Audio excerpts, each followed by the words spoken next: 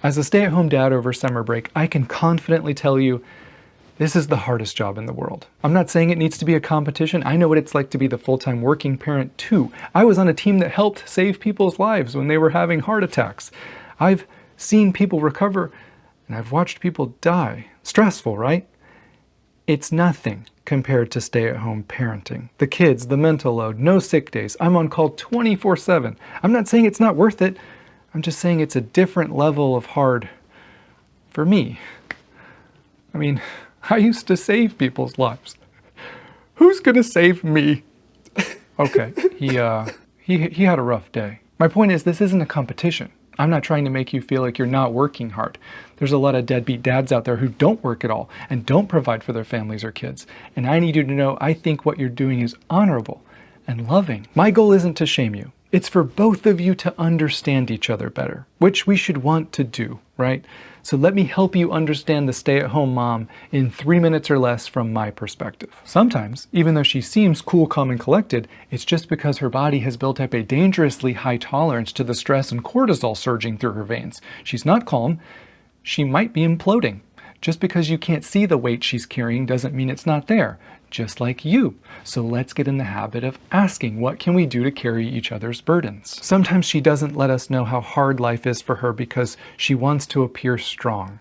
She wants you to be proud of her. She wants to feel confident that she's got this, instead of what she feels so often, which is shame or doubt about whether she can actually manage everything or if she's going to be crushed underneath its weight. And speaking of weight, it feels like a punch to her gut when you've been gone for the last 10 hours and you come home and immediately say, you need to go decompress. Something hurts even worse when you're left alone again, even when your partner is in the other room. That would make anyone feel abandoned. And I don't think you're intentionally being self-centered, but you're certainly not showing any empathy for how completely overwhelmed and exhausted she might be. She's essentially been on since getting up with the kids in the middle of the night last night. You just got home from 30 minutes alone in the car.